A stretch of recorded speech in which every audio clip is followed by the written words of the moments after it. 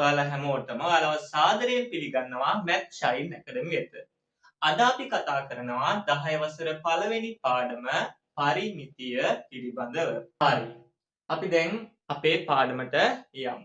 අපි මේ පාඩමෙන් කතා කරනවා සමචතුරස්‍රයක පරිමිතිය හොයන ආකාරය, ඍජු කෝණාශ්‍රයක, ත්‍රිකෝණයක, වෘත්තයක සහ කේන්ද්‍රික ඛණ්ඩයක. බය වෙන්න එපා, මම මේ ටික ඔක්කොම ලස්සනට පිළිවෙලට පරිමිතිය හොයන විදිහ ඔයාලට කියලා දෙනවා.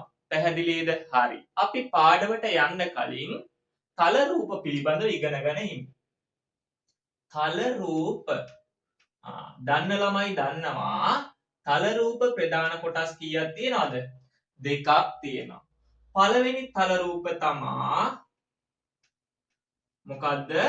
සංවෘත තල රූප. අනිත් එක දන්නවා විවෘත රූප. පැහැදිලිද? සංවෘත තල රූප සහ විවෘත රූප. මං කියලා දෙන්නම් මොකද්ද මේ සංවෘත තල රූපයක් කියලා කියන්නේ. මෙන්න බලන්න මං අඳින එක. මොකද්ද මං යන්නේ? ත්‍රිකෝණයක් නේ. මයි පුතාලා මේ බලන්න සංවෘත තල රූපයක් කියලා කියන්නේ ආරම්භය සහ අවසානය එකම තැන. මේ මම මෙතනින් පටන් ගත්තා, මේ ආවා, මේ අවසන් වුණෙත් කොතනින්ද? එතනින්මයි. පැහැදිලිද? සංවෘතයි කියන්නේ වචනේම තියෙනවා තේරුම. සංවෘතයි. විවෘත නැති. විවෘත නැති. මේ කොහේ හරි මේක විවෘතයිද? මේ තල රූපය ඇතුළට රිංගන්න පුළුවන්ද කාට හරි? බෑනේ. එහෙනම් මේක මොන තල රූපයක්ද? සංවෘත තල රූපයක්. මේ බලන්න මොකක්ද දැන්දේ? වෘත්තයක් නේ. තව අඳිනවා මම. මේ බලන්න මොකද්ද? සම චතුරස්‍රයක්. මේ මොකද්ද? ඍජු කෝණාශ්‍රයක්. මේ මට තව ඕන තරම් සංවෘත තල රූප අඳින්න පුළුවන්. බෑද? මේ බලන්න මේ ඔක්කොම මොන තල රූපද? සංවෘත තල රූප. පැහැදිලිද?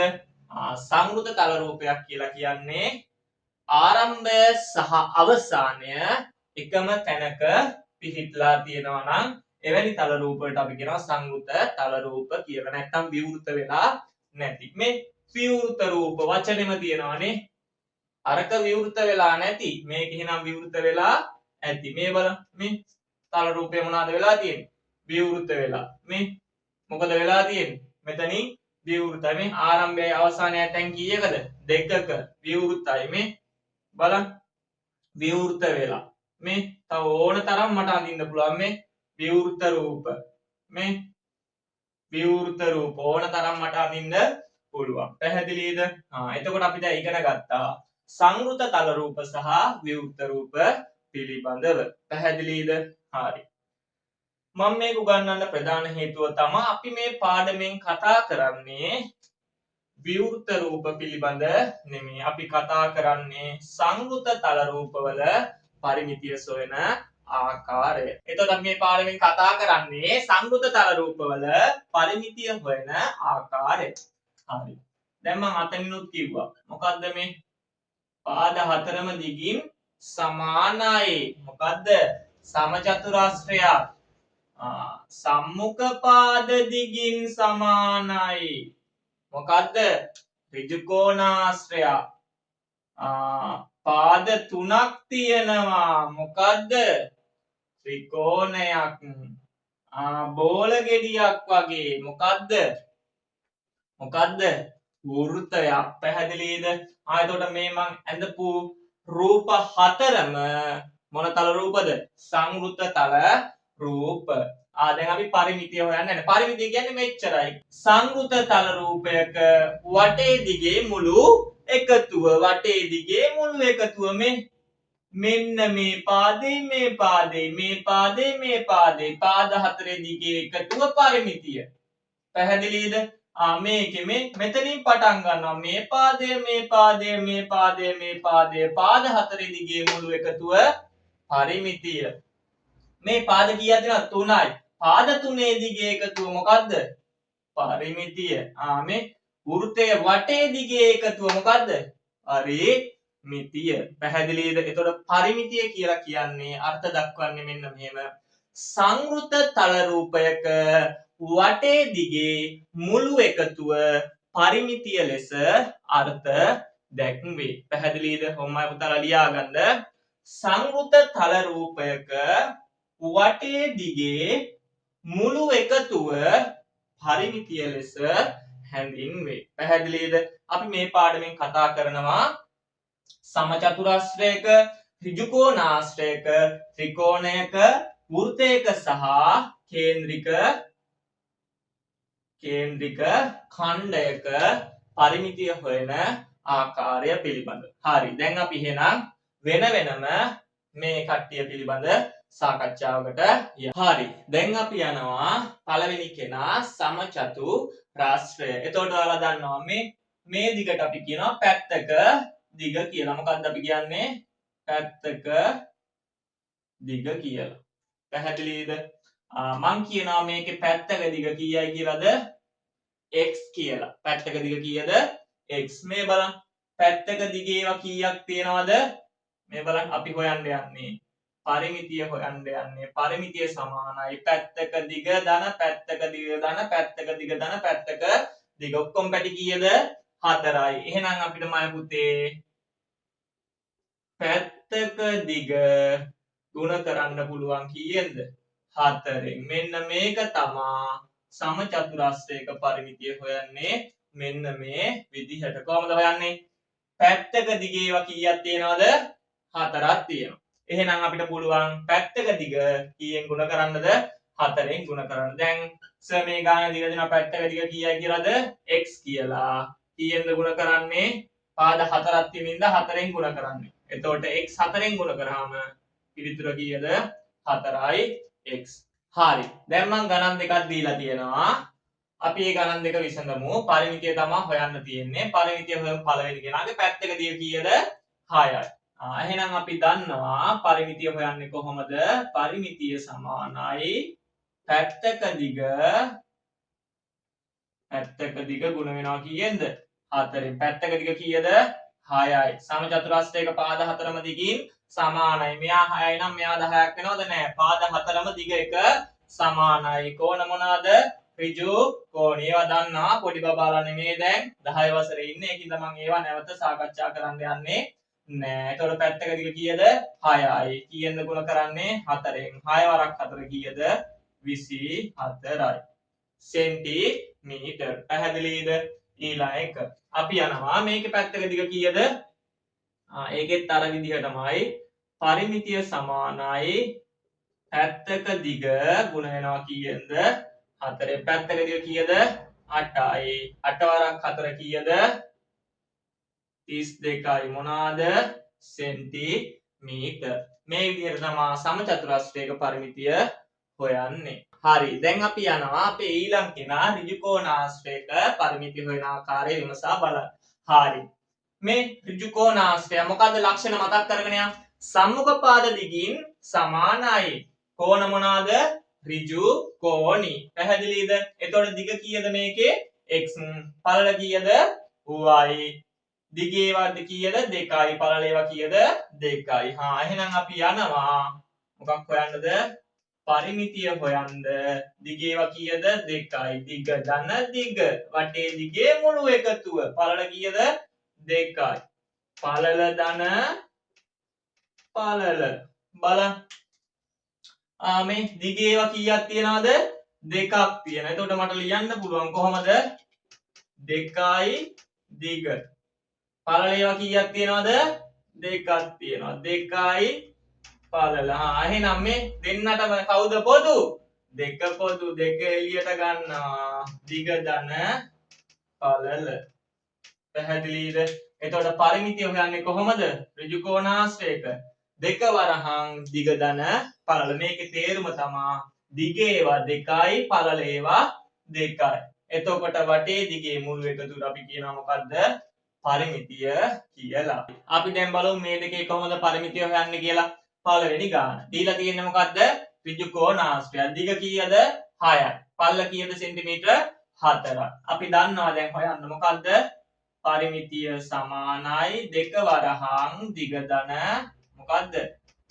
පළල දෙක වරහන් දිග කීයද? හරි ලේසි ළමයි. 6 ධන පළල කීයද?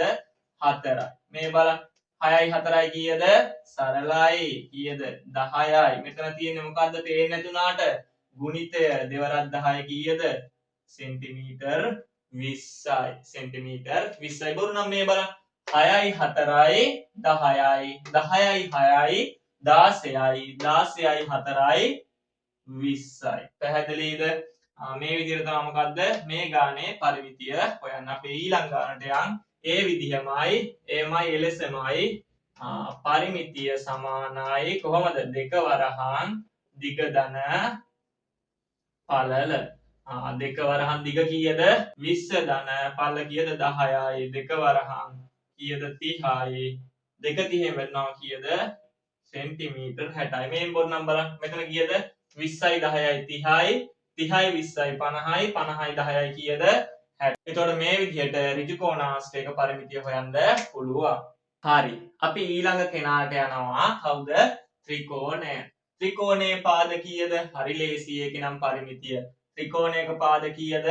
3යි. මම මෙයාගේ දිග කීයද? x මෙයා y මෙයා z. එතකොට මම පුතේ පරිමිතිය හොයන්න පුළුවන්. කොහොමද? පාද තුනේ දිගේ මොකද්ද? එකතුව බලන්න ත්‍රිකෝණය මොක වුණත් පරිමිතිය හොයන්නේ කොහොමද? පාද තුනේ දිගේ එකතුවෙන්. හරි එහෙනම් මේ ත්‍රිකෝණ දෙකේ අපි පරිමිතිය හොයමු. කොහොමද මේකේ පරිමිතිය හොයන්නේ? පරිමිතිය සමානයි පාද තුනේ දිගේ එකතුව 6 ධන 7 ධන කීයද? 4. 6යි 7යි කීයද? 13යි. 13යි 4යි කීයද? 17යි. මොනවාද? සෙන්ටිමීටර්. මේ වටේ දිගේ මුළු එකතුව පරිමිතිය. වටේ දිගේ මුළු එකතුව මොකද්ද? පරිමිතිය. පාද තුනේ දිග. දැන් මම පුතාලා මේ පේන්න ඕනේ. මේක මොන ත්‍රිකෝණයක්ද? සම ද්විපාද ත්‍රිකෝණයක්. පාද දෙකක් සමානයි නම් සම ද්විපාද. පාද තුනම දිගින් සමානයි නම් සමපාද ත්‍රිකෝණයක්. පාද තුනම දිගින් අසමානයි නම් විෂමපාද ත්‍රිකෝණයක්. දැන් මම පුතාලා බැලුවට පේන්න ඕනේ මේ ත්‍රිකෝණය මොකද්ද? සම ද්විපාද ත්‍රිකෝණය. ඒතර මෙයා සෙන්ටිමීටර් 12යි නම් මෙයාත් කීයද? සෙන්ටිමීටර් 12යි. දැන් අපිට පුළුවන් පරිමිතිය හොයන්න. මේ පාද තුනේ දිගට මෙතනින් පටන් ගන්නවා කීයද? 12 ධන කීයද? 20. 12යි 12යි කීයද? 24 ධන 20යි කියන්නේ උත්තරේ කීයද? සෙන්ටිමීටර් 44යි. හරි දැන් අපි බලමු වැදගත්ම කොටස වෘත්තයක පරිමිතිය හොයන්නේ කොහොමද කියලා. දන්නවා මම පුතාලා වෘත්තයක හරි මැදට අපි කියනවා මොකද්ද? කේන්ද්‍රය. මම මෙතන කේන්ද්‍රය O ලෙස නම් කරලා තියෙනවා. කේන්ද්‍රයත් වෘත්ත ඡාපයත් අතර කොටසට අපි කියනවා මොකද්ද? අරය කියලා. එතකොට වෘත්තයක අරයන් ඕන තරම් තියෙන්න පුළුවන්. අරයන් කොච්චර තිබ්බත් අරයන් වල දිග එක හා සමානයි. පැහැදිලිද? එතකොට මේ අරය මෙතනක් තියෙන්නේ මොකද්ද? අරය. මේ අරයන් දෙකේ එකතුවට අපි කියනවා මොකද්ද? ලස්සන නමක් විස්කම්භය කියලා. මේ සම්පූර්ණ කොටසට අපි කියනවා මොකක් කියලාද? විස්කම්භය. විස්කම්භයෙන් භාගයකට හරි අඩකට අපි කියනවා මොකක් කියලාද? අරයක් කියලා. පැහැදිලිද? මේ ටික දැන් ඔයාලා දන්නවා. මේ වෘත්තයක දැන් අපි පරිමිතිය ගන්න දැනෙන්න මෙන්න මේ වටේ දිගේ එකතුව තමයි අපි හොයන්න යන්නේ. මෙන්න මෙහෙම හොයන්නේ කොහොමද? පරිමිතිය සමානයි. මේකට සූත්‍රයක් තියෙනවා මොකද්ද? 2πr. 2πr. 5 කියන්නේ ඔයාලා දන්නවා කීයද? කියන්න බලන්න 7න් 22යි. r වලින් අදහස් වෙන්නේ කවුද? අරය. පැහැදිලිද? එතකොට වෘත්තයක පරිමිතිය හොයන්නේ කොහොමද? 2πr වලින්. දැන් අපි මේ දීලා තියෙන වෘත්ත තුනේ පරිමිතිය වෙන වෙනම හොයමු. සර්ගේ වෘත්ත ටික පිටර ගෙඩි වුණාට ඔයාලා ගෙහෙන් වෙන්න බෑ. හරියටම කව කට්ටේ ලස්සනට අඳින්න. බලා ගන්න. මේකේ කීයද මයි පුතේ දීලා තියෙන්නේ මොකද්ද? සර් කිව්වා මේ දිගට මොකද්ද කිව්වේ? විස්කම්භය කියලා. එහෙනම් මේකේ අරය කීයද?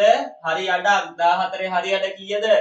7යි. very good. දැන් අපි හොයමු පරිමිතිය සමානයි මොකද්ද? 2πr. දෙක ගුණ කිරීම 5 කියන්නේ 7න් 22. අරය කියන්නේ කීයද? 14ද? 14 ගත්තොත් වැරදි. කීයද? හරි අඩ 7. මේ හරයන් සහ ලවයන් කැපෙනවා බලලා කපා ගන්න. 7ට 7 මොකද වෙන්නේ? කැපෙනවා. 2 ගුණ කිරීම 22යි කියන්නේ උත්තරේ කීයද? සෙන්ටිමීටර් 44යි. මෙන්න මේ වටේ දිග එකතුව කීයද? සෙන්ටිමීටර් 44යි. හරි ලේසි. අපි ඊළඟට යන්. පරිමිතිය සමානයි කොහොමද? 25 r. 2 ගුණ කිරීම 5 වෙනස් වෙන්නේ නැහැ. 7න් 22 r කීයද?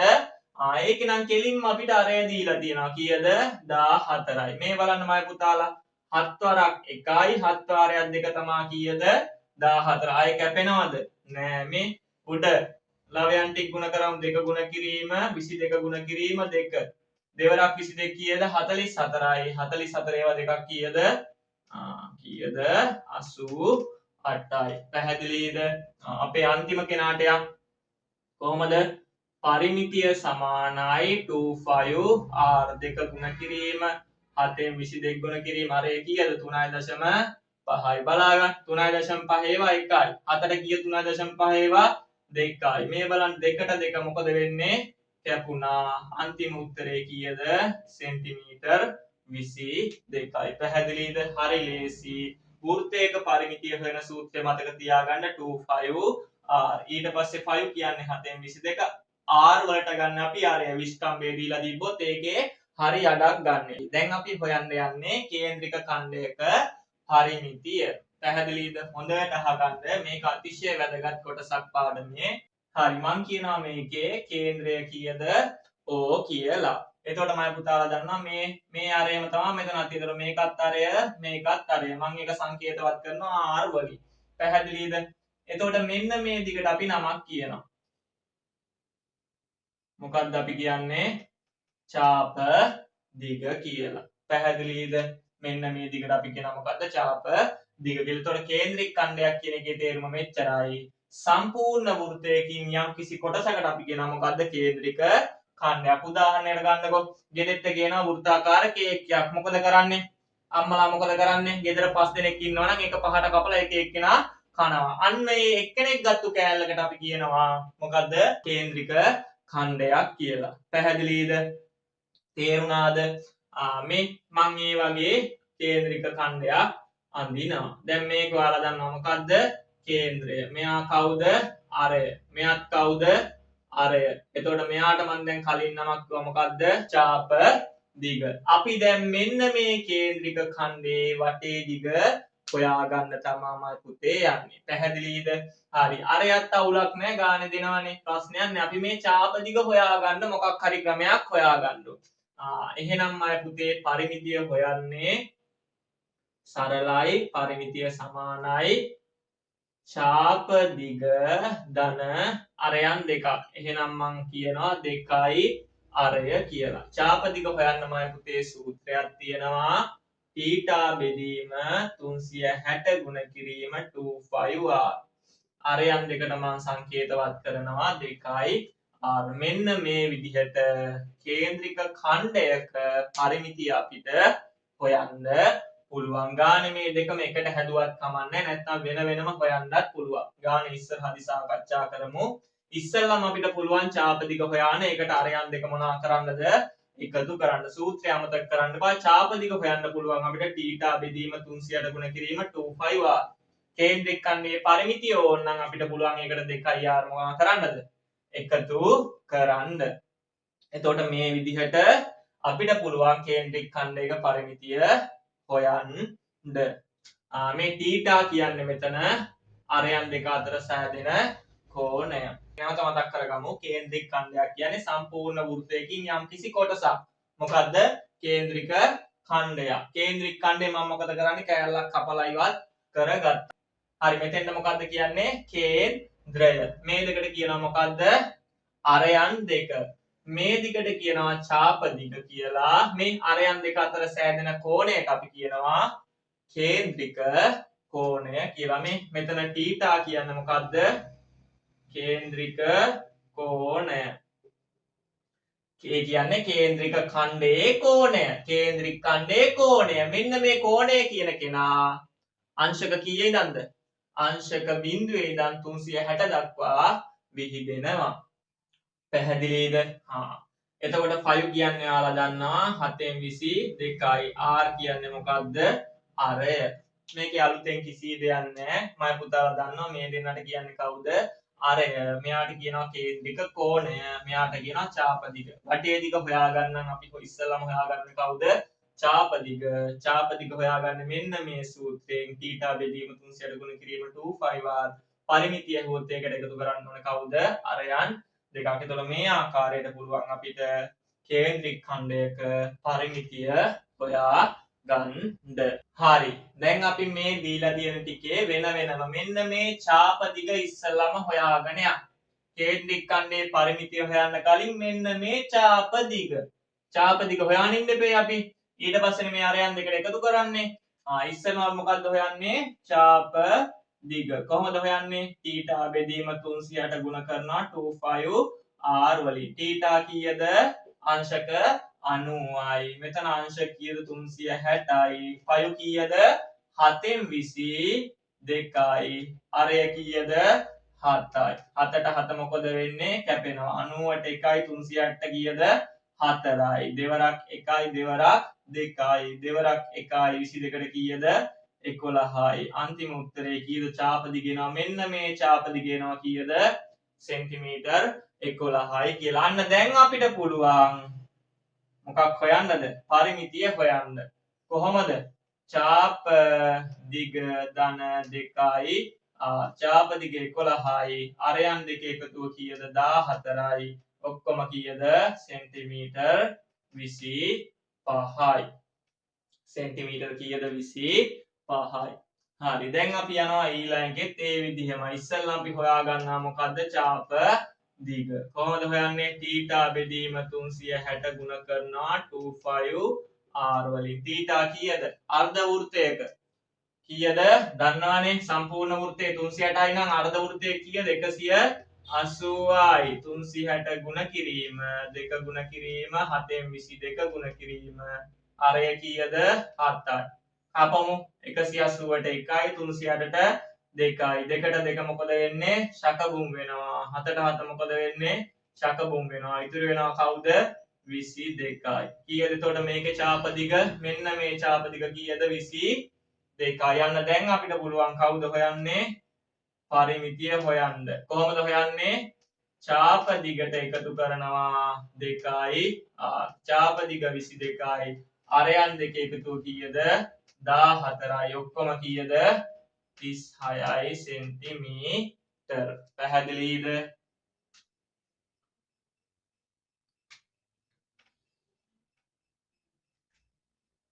හරි. දැන් අපි යනවා ඊළඟ කෙනාගේ පරිමිතිය හොයන්න. ඉස්සලා අපි හොයාගන්නවා චාපදිග. එහෙම වුණාම ලේසියමයි. චාපදිග සමානයි θ බෙදීම 360 ගුණ වෙනවා 25r වලින්. θ කීයද දීලා තියෙනවා? 45යි. 360 ගුණ කිරීම 5 කියන්නේ 7න් 22 අරය කීයද? 14යි. 45 ඒවා 360 කීයක් තියෙනවද? ගණන් කරලා බලන්න කීයක් තියෙනවද? 8ක් තියෙනවා. මේ 2යි 8යි කපන අපිට මෙයාට කපන්න බෑ. මං කිව්වා කලින්. හරයන් සහ ලවයන් විතරයි කපන්න පුළුවන්. ඕනෑම හරය සහ ලවයකට මෙතනින් අපිට කපන්න පුළුවන්. මේ හරය. කාටද කපන්නේ? මේ හරය 8 කපනවා කාද? කාටද? ලවය දෙකට කපනවා. දෙවරක් 1යි. දෙවරක් කීයද? 4යි. 7වරක් 1යි. 7වරක් කීයද? 2යි. මේ දෙවරක් 1යි දෙවරක් 2යි. දෙවරක් කීයද? 11යි. අන්තිම උත්තරේ කීයද? සෙන්ටිමීටර් 11යි. දැන් අපිට පුළුවන් පරිමිතිය හොයන්න. කොහොමද? චාපදිග ධන 2යි 11 ධන 14 ඒවා දෙකක් කීයද? 28යි. අන්තිම උත්තරේ එනවා කීයද? 39යි සෙන්ටිමීටර් කියලා. පැහැදිලිද? මේ ආකාරයට පුළුවන් අපිට කේන්ද්‍රික ඛණ්ඩයක පරිමිතිය හොයන්න. කේන්ද්‍රික ඛණ්ඩයක පරිමිතිය හොයන්න අපි ඉස්සලම කරන්න ඕන චාපදිග හොයාන. ඒකට අරයන් දෙක එකතු කරන්න ඕනේ. මේ චාපදිග හෙව්වා අරයන් දෙක මොකද කරේ? එකතු කරා. චාපදිග හෙව්වා අරයන් දෙක මොකද කරේ? එකතු කරා. මේක ඕනනම් කෙලින්ම සූත්‍රය ගන්න පුළුවන්. θ බෙදීම 360 ගුණ කිරීම 25r ධන 2r කියලා කෙලින්ම ගන්න පුළුවන්. එහෙම කරොත් ගොඩක් ළමයි වරද්ද ගන්නවා සූත්‍රයෙන් ගාන විසඳද්දී. පැහැදිලිද? ඒකයි මම මේ කොටස් දෙකකට සරලව ඉගැන්වුවේ. තේරුණාද? එතකොට මේ ආකාරයට ඕනෑම කේන්ද්‍රික ඛණ්ඩයක පරිමිතිය අපිට හොයන්න පුළුවන්. තේරුණාද?